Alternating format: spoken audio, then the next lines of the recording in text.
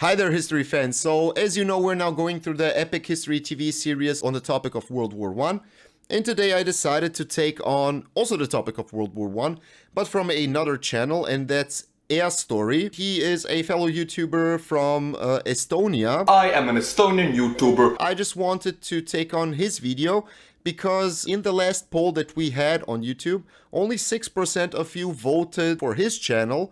And I was thinking that maybe you weren't exposed to his channel, or you didn't, or that most of the people that voted didn't know that this channel exists. He did a great series on World War II with using the map of Europe and just showing the troop movements.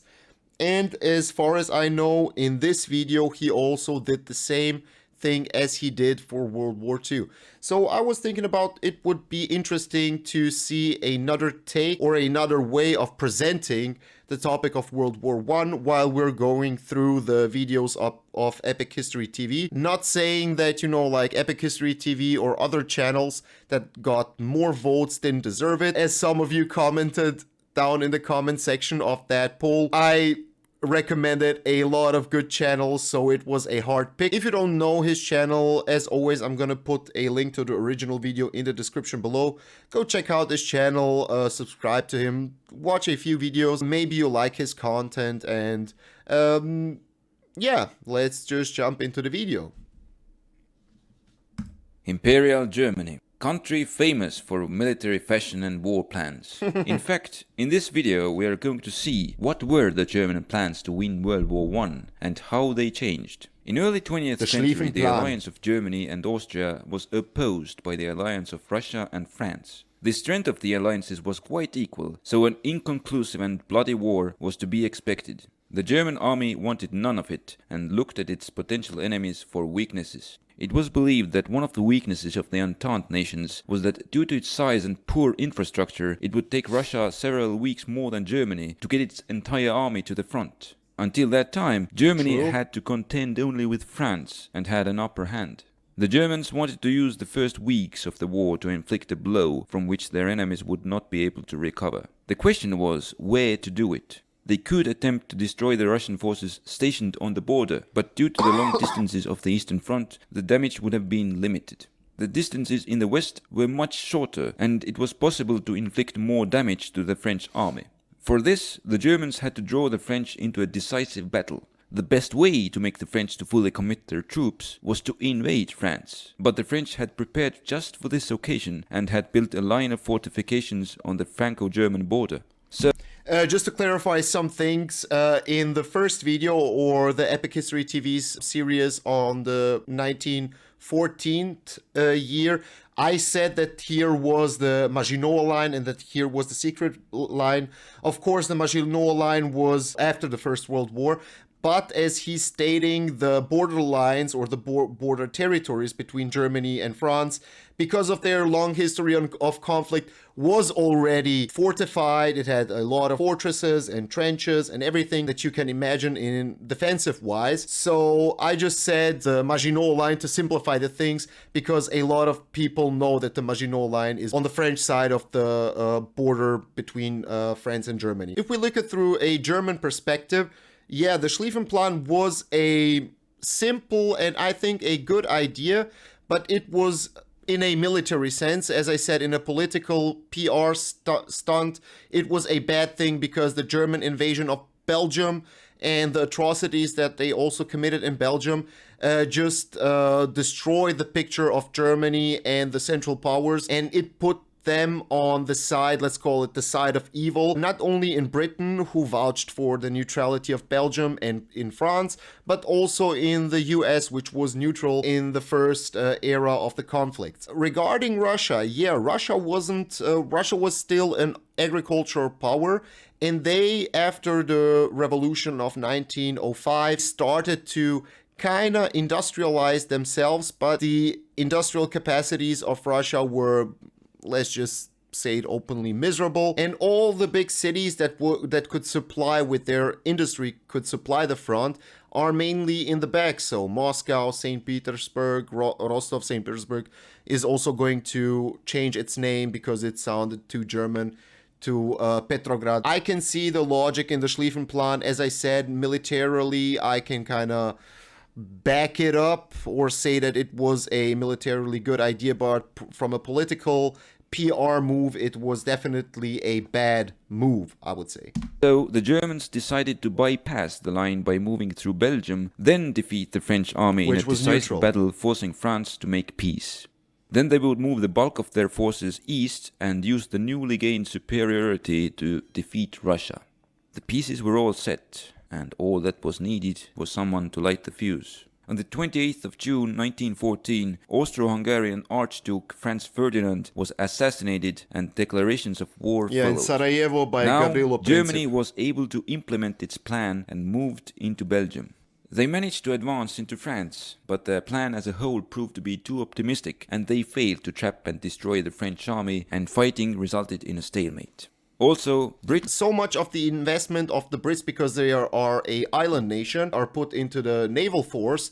And of course, during the First World War, the naval force will be dominant in the English Straits, but the Germans will counter it with U-boats, Unterwasserboats. So the Germans were probably also thinking, yeah, if we knock out France, we can also prevent Great Britain resending troops to France. Maybe that was also part of their idea, by knocking out France out of the equation. Britain joined the Entente and enacted a maritime blockade on Germany. Trench warfare set in on the Western Front, making attacking difficult. It meant that it would be more complicated for Germany to defeat France, but at the same time made it unlikely that Britain and France could invade Germany. Meanwhile, in the east, the absence of the German army had made itself felt. They managed to keep control over East Prussia, but Russian army had made inroads into Austria-Hungary, threatening to knock it out of the war and tied up many central the so-called territory of Bukovina. Powers units. In 1915, the Germans decided to go over on defensive in the west and stabilize the situation in the east to free up the troops. The Russian army had prepared for a short war, and its weak weapons industry could not yet adequately supply its troops. They were unable to resist the Central Powers and took a defensive stance by shortening the length of the front twofold. In this time, Bulgaria was And let's talk also about the things that happen all the time when European powers invade Russia. So Germany in World War I, Germany in World War II, and also Napoleon.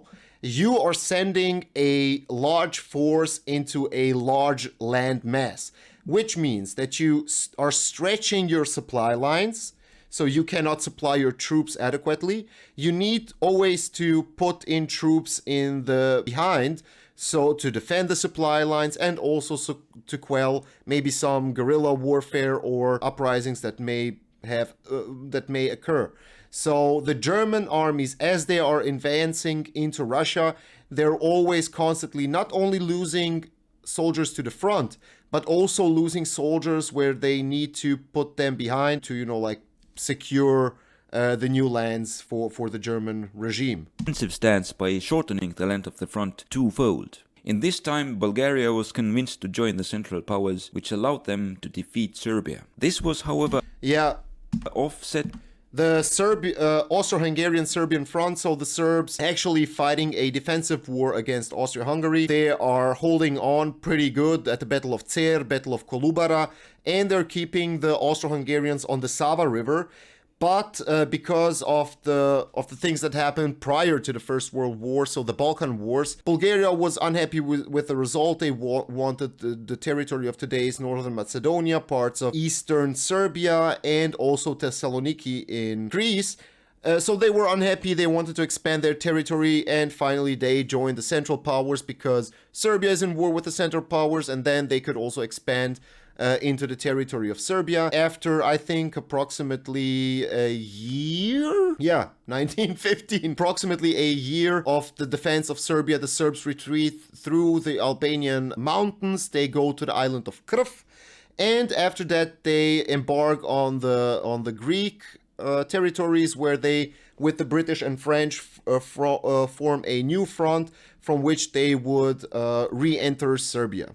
To join the Central Powers, which allowed them to defeat Serbia. This was, however, offset by the entry of Italy into the war. The Eastern Front was now secured, although Russia still remained in the war. In the early 1916, the situation of the Central Powers had been stabilized, but the British blockade was slowly sapping their strength, and in order not to lose the war, they had to inflict a decisive defeat on the Entente. In the East, regarding Italy and why they joined the war on the side of the Western powers, well, Italian Irredentism, which means that they were thinking that that there were some lands that a vast majority of Italians are living, and that's mostly the territory of today's Istria and the land coast of Slovenia, the town of Trieste. Trieste is now a part of Italy, and also the Dalmatian coast, also some parts of the Montenegrin coast and Albanian, but that's another story. But mostly they were interested in the territory of Istria, Dalmatia, Trst, and the Slovenian coast around Kopar. The thing is, they wanted that territory, and of course, if they joined the Allies, and the Allies promised them that land. When the war ends, that they're going to get the territory back. But the Austro-Hungarians are fighting here a defensive war. They're pretty effective in that defensive war. Look up the general Svetozar Borojević, who was a ethnically Serbian but born in Croatian general who fought for the Austro-Hungarians on the Italian front. That's the Isonzo front, that's the Italian name for the river, or the Slovenian name for the river is Socha. And the Austrians did a interesting and intelligent thing. They put in Slovenians, Austrians, and Croatians to defend that border. Why? Because all of those ethnicities are bordering Italy, and of course the morale would be high. All the Slavs, so Croats, Serbs, Czechs, and Slovaks, a mosaic of an empire, they had a lot of ethnicities. All the Slavs that were fighting on the Austro-Hungarian side, but on the Slavic fronts, let's call them that way, so on the Eastern Front or the Serbian front, were sometimes deserting. The morale was low, you know, the typical question that the soldier asked himself during the First World War: why am I fighting this war? For which king, prince? Why should a Slav brother kill another Slav brother? And the whole topic of pan-Slavism that was pushed by Russia prior to the war, and the Yugoslav idea. I'm not saying that the Croats didn't do crazy things in Serbia, because Serbia lost percentage-wise most of the people during the First World War in soldiers and also civilians. And one of the most horrific divisions that did a lot of the atrocities was one Croatian division called the Devil's Division, and they did a lot of atrocities in Serbia. One interesting thing, the future president, communist president of Yugoslavia, communist Yugoslavia, after the Second World War, Josip Broz Tito, you probably heard about that name if you're interested in modern history. He was actually captured on the Eastern Front, and then all the communist ideas he actually encountered in his captivity in Russia. And then after the First World War, he would return to, let's just simplify it, the Kingdom of Yugoslavia. And there he would join the Yugoslav Communist Party and then slowly rise through the ranks. East, it would be difficult for them to reach the areas vital for Russian war effort due to vast distances and poor infrastructure. Even if the Germans would be able to make substantial advances, it was hard to make Russia surrender. Operations in the east would be more difficult than in the previous year, as the Russian army had shortened its defensive lines and was beginning to overcome the supply shortages.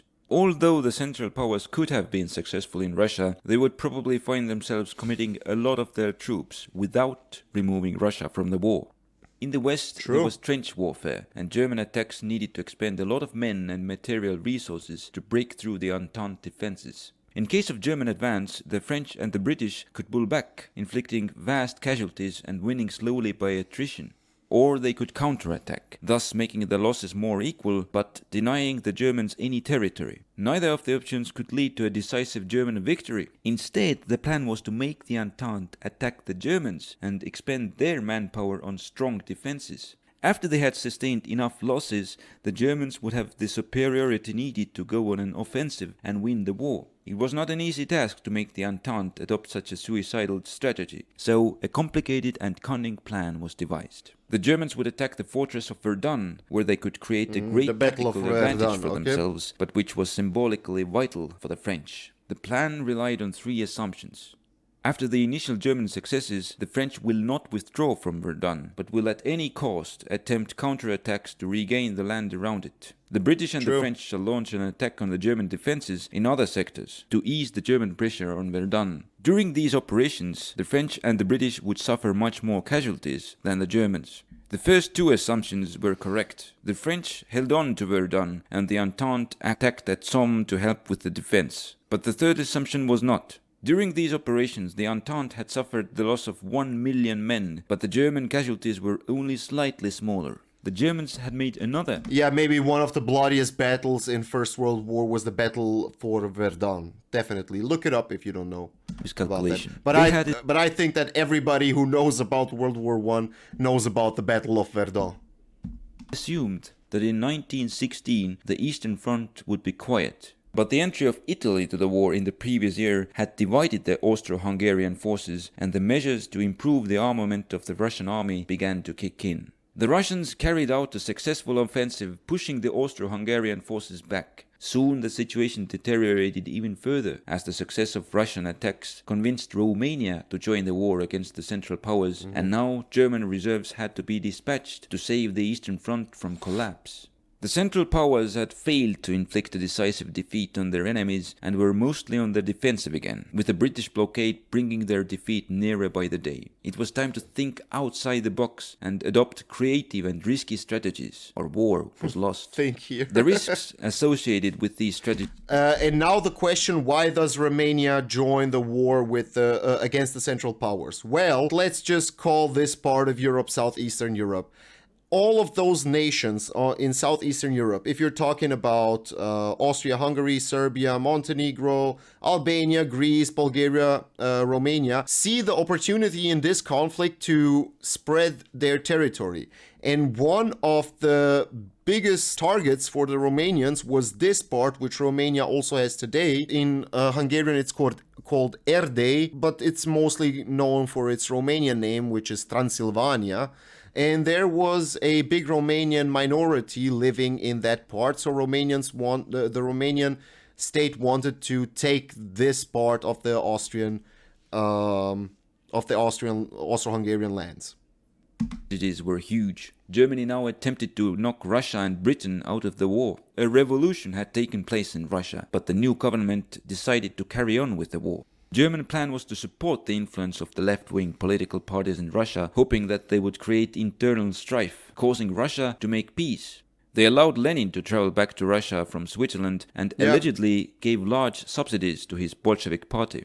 This strategy was risky, as the success of socialists in Russia could very well cause instability or even revolution in Germany itself. The other plan was to start. Yeah, when the Germans sent in Lenin into Russia, so that was their grand idea, like send Lenin, he's going to bring up a socialist revolution, he will destroy the government, and then Russia will be outside of the war, then we can concentrate on the Western fronts. Okay, legit idea.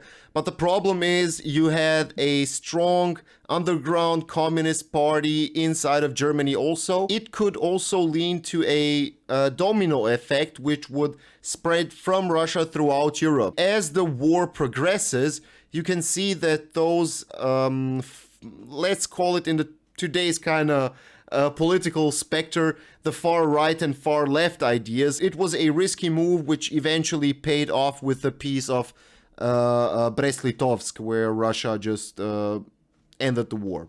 Of Britain into surrendering by using the German submarine with fleet to sink the British shipping. For this strategy to be effective, the Germans had to sink all the ships carrying cargoes to Britain, which included the ships from neutral countries. This carried the risk of war with these nations. Unrestricted submarine warfare had been adopted earlier, but later discontinued in the fear that America would declare war on Germany. Now the situation was deemed to be desperate enough to risk it, and unrestricted submarine warfare was reintroduced. At the same time, Germany attempted to free up troops by reducing the length of the Western Front and substituting men with weapons. Maybe one of the most known casualties of that submarine raids that the Germans did also on civilian cargo ships was also the ship Lusitania, which was a ship that went from the US into the UK. It was classified as a passenger ship. It was destroyed by a German U-boat, and I think 150 people, Americans, died, which poured outrage in the US. Germany was even more vilified or put in as the main cause for that conflict. Newer research, as I told it in the previous video, they also found ammunitions and guns in Lusitania, so in the shipwreck of Lusitania. So actually the US was also trying to smuggle illegal or just to smuggle illegal weapons, to smuggle weapons into the UK to support them that way. Despite these efforts, during 1917 they couldn't spare troops for more than maintaining the current state, which would ultimately result in defeat.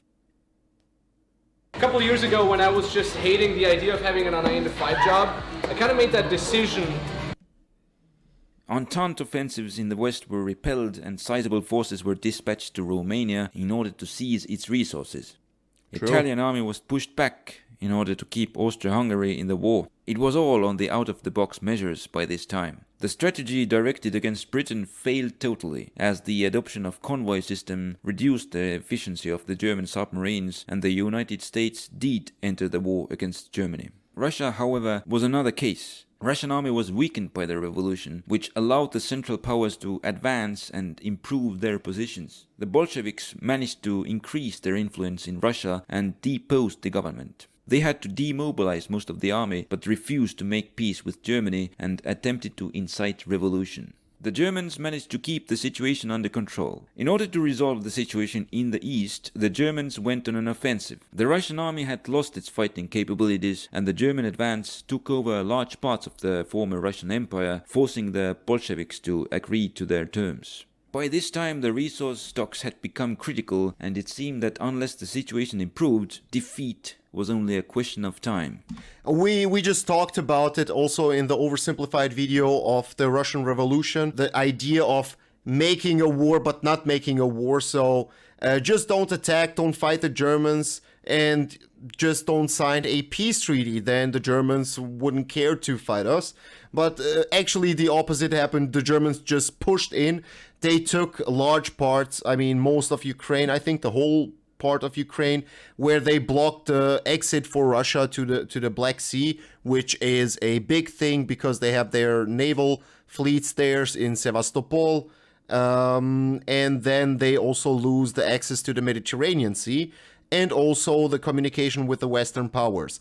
With losing Belarus and Ukraine, the Russians also lose a lot of fertile agricultural land, which will also lead to problems with food supplies in Russia, especially in the big cities, Moscow and St. Petersburg, which are starting to get more and more industrialized. Then they signed the peace treaty in Brest-Litovsk, where Russia exited the war. So the Central Powers are now only concentrated on the Greek front and also on the Western front. Despite that, a window of opportunity had been created. The freed up troops from the east gave the Germans the numbers needed to have a chance to launch an offensive in the west. By now, both the Entente and the Germans had developed better ways to break through the enemy's trenches, and it was possible to undertake a decisive offensive. However, there was a catch. The Germans needed to defeat the Entente before the newly arriving American troops would make the odds overwhelming. They launched an all-out offensive. The attacks took large amounts of territory, but caused many casualties to the Germans. In the end, the line held, and the Germans were unable to deliver a decisive blow. It became clear that Germany was unable to win, and the Entente armies launched a counter-offensive.